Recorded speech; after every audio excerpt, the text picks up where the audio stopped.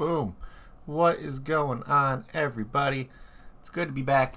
Welcome to another live beer review. I was gone for a week and a half on vacations, but decided not to do a review yesterday because I just want to get in the swing of things again, just to kind of get back on a schedule. But it's Monday, and it's time for a fresh week, fresh batch of reviews, and today we're going to be looking at one from the crew over at Drake's Brewing Company, I guess.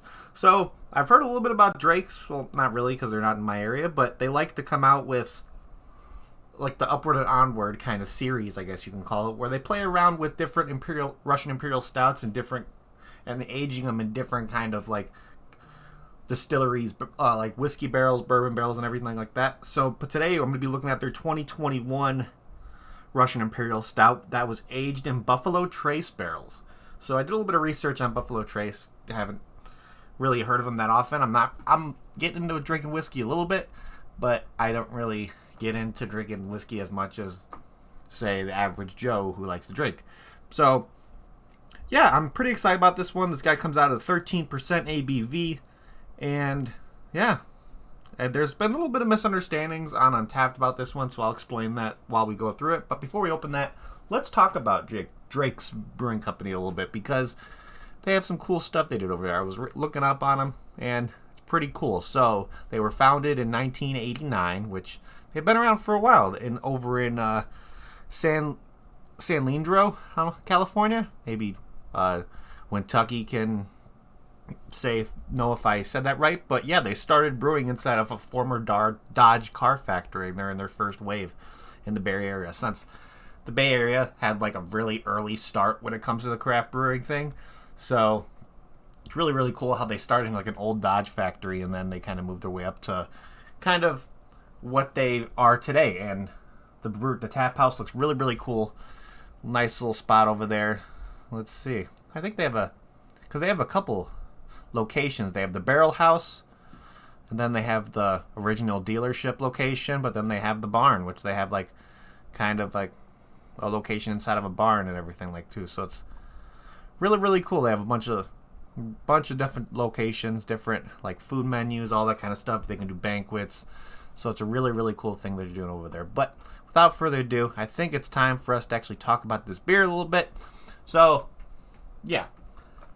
13% Russian Imperial Stout. I kind of looked into what kind of flavors the Buffalo Trace actually gives, just to maybe see if it would influence what this would taste like. I saw a lot of notes of, like, they said there was some notes of like mint, dark fruit, of course, it's really oaky and all that kind of stuff. So I'm excited to try this one. I think even though it's hotter than blazes outside, drinking a nice 13% Russian Imperial Stout is going to do me good for a Monday afternoon. So without further ado, let's crack this guy open and see what we're looking at.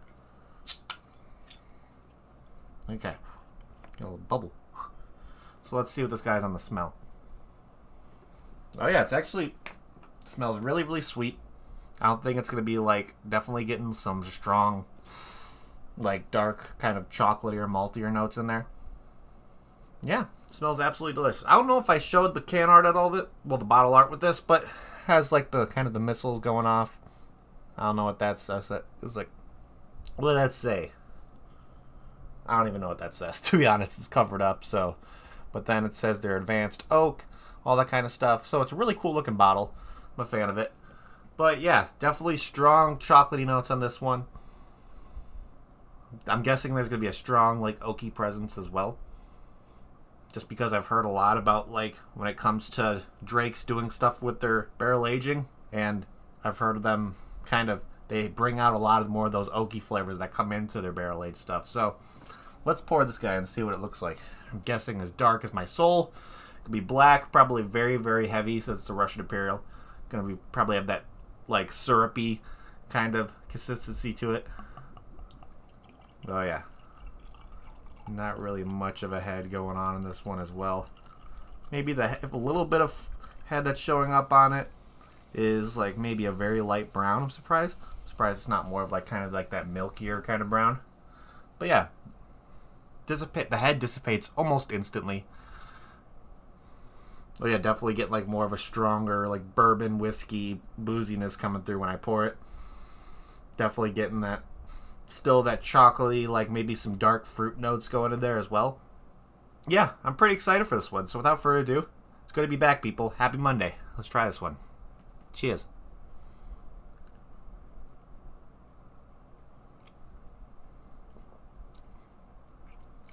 Okay. So right off the bat, definitely has a creamy mouthfeel, which I really enjoy. I'm getting like kind of like a milk chocolate a lot on the front note. It's very creamy, very boozy, very decadent. Yeah, that's absolutely delicious. Wow.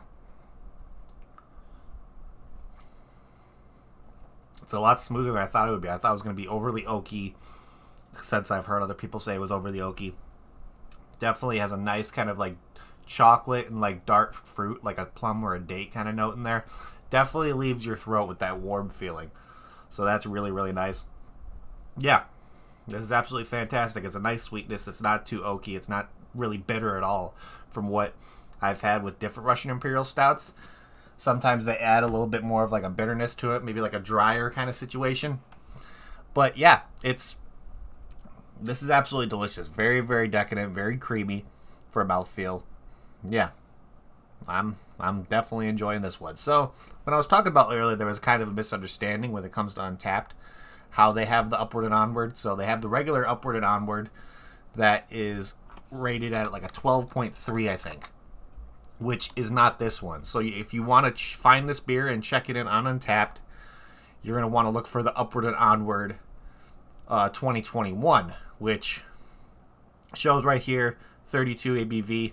Oh, not 32 ABV, wow. 13% ABV. And giving a description right here, right where it says, so they're aged in 10 months in Buffalo Trace bourbon barrels. Chocolate up front, giving away a strong bourbon.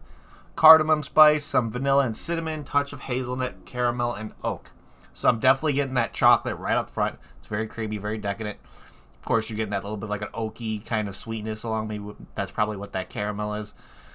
Not really getting the notes of the cinnamon or the cardamom in there that lot, but definitely, I'm guessing there's a nice vanilla note in there as well. Not really getting the hazelnut nuttiness to it. Might have to drink a little bit more. Maybe, or that might come out a little bit more once it starts getting to room temperature a little bit more. But yeah, so if you look at the regular Upward and Onward on Untapped, without it saying 2021, there's over like 1,000 ratings on it. So, but the Upward and Onward 2021, that was aged in Buffalo Trace bourbon barrels.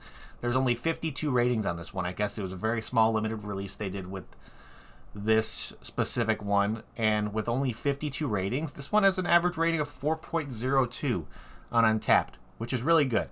But I think there probably would have been more ratings because I was looking at people taking pictures of their post on Untapped, and they were taking pictures of this specific bottle.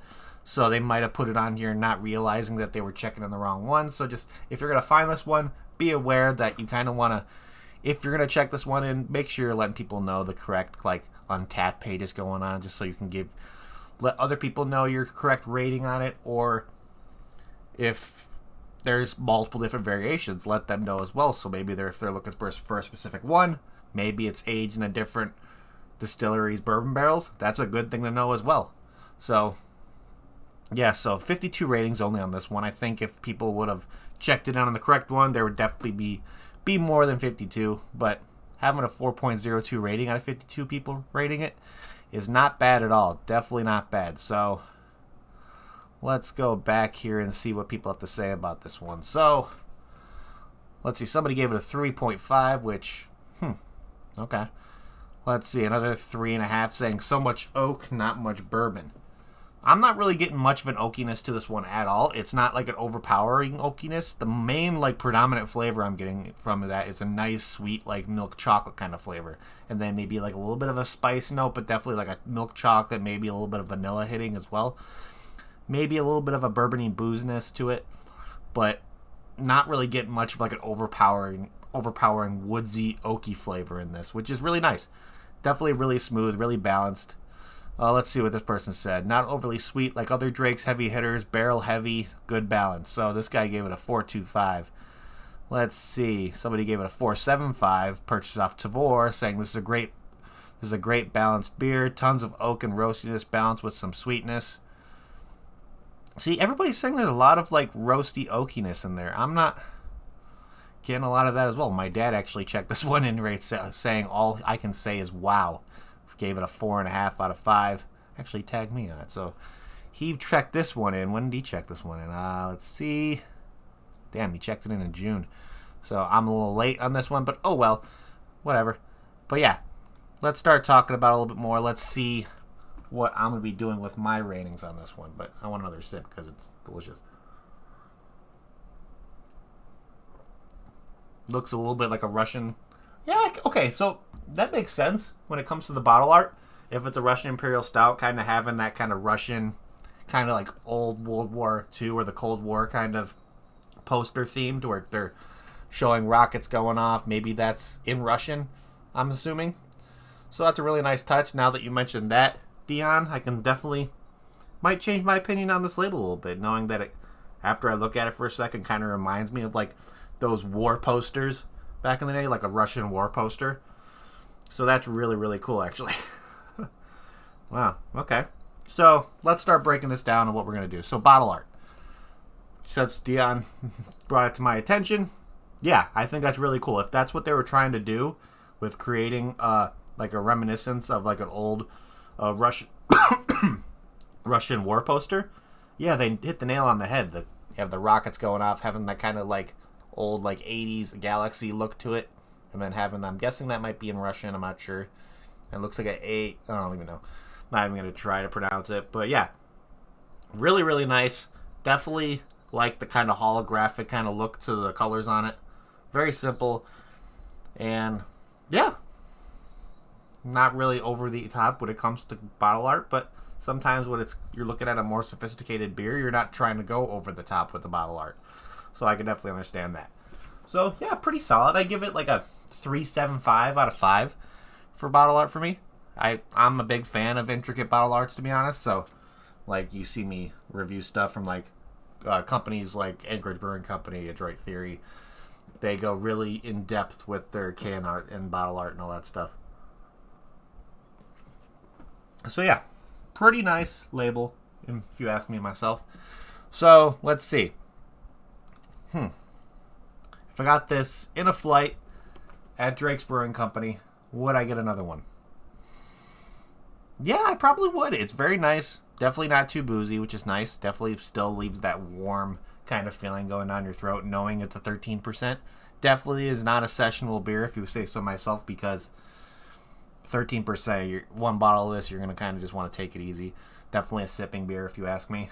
But yeah, I definitely get another one of these. I'd probably get a bottle or two to bring home after that. I feel like this would be a beer that probably is cellarable, since it's in the bottle and everything. Just make sure you store it in a dark, like kind of colder place if you want to cellar this for a couple years. I know some companies make their beers not cellarable anymore. Like if you looked at Goose Island when they used to do their bourbon counties, you used to be able to cellar those. But I think after a few years, they actually put something into the beers themselves to where you're not able to cellar it anymore, because I guess they had some kind of bacteria growing on their stuff. I don't know.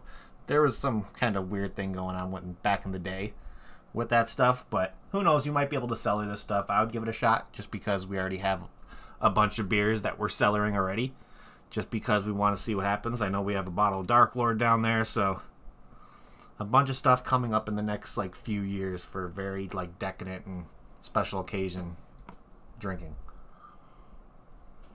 So let's figure out my final rating on one of this is going to be. So, has a 4.02 on Untappd, which is pretty good. Definitely would have some higher ratings if people would have checked it in on the correct page, but who am I to judge? People just want to check it in and get the badge on Untappd for whatever. But, let's see. What am I going to give this one for a final rating? It's good. It's definitely up there with some of my favorite like Russian Imperial Stouts I've had. It's definitely throwing me through a loop, because I'm not getting some of those bitter notes that I'm used to tasting with this kind of style of beer. So I think I'm going to give this a solid like 8.5, 8.75, almost a 9. I think I'm going to leave it at an 8.75. Really, really good. If you can get some of the Russian Imperial Stouts from Drake's Brewing Company, I definitely would recommend it, just because they like playing around when it comes to what kind of barrels they're aging their beers in. So you can have the Upward and Onward from a completely different bourbon barrel, and it will probably taste different. That's the cool thing I love about bourbon barrel aged beers. It all depends on what you aged it in or how long you're aging it. So maybe if I had this one and maybe they aged it for 20 months instead of 10, it might have more deeper flavors in it. That's what's so crazy about barrel aging beers. So it's a really, really cool thing. But yeah, they knocked it out of the park with this one. Absolutely fantastic. If you can try any of the Upward and Onward beers from Drake, please do it. If you're a Russian Imperial Stout lover, you definitely enjoy this one. I think Kentucky, you might be able to get your... Can you get Drake's over by you? I would say since they're in the Bay Area, you can probably get your hands on their stuff. But what do I know? I'm not out there. You'll probably give me an answer in a second or two. But yeah, overall, really, really solid beer from Drake's. We would definitely recommend this one for sure. And if anybody is able to get their hands on it and decide to cellar it, let me know in the future how it turned out. I'm really curious to see if this one is a cellarable beer. But couldn't wait long enough, and I wanted to drink it, so that's what I'm doing today. But other than that, that's what I have for you guys today. So thank you, everybody in chat, for hanging out. You guys are amazing. Make sure to hit that like button if you haven't already. If you're new to the channel, like what you see, make sure to hit that subscribe button along with that notification bell. We'll let you know whenever I go live doing another review. Got an action-packed kind of week of beers for you guys this week, so I'm excited. Got a couple stuff already up here in the fridge, so pretty excited to drink those throughout the week. But other than that, that's what I have for you guys today. If you want a more social media presence for beer drinking and all that kind of stuff, get yourself on Untappd. You can see people like me, Kentucky, Duchess. Let's see who else is on there. There's a bunch of people on there that I know of. Ian Thomas is on there. He shows up in chat every once in a while. But Untappd is a really cool platform where you can kind of create your own social media platform for beer drinkers out there. Gonna have... Oh, you have Hubbard's Cave. Oh, you lucky bastard. Let me know how that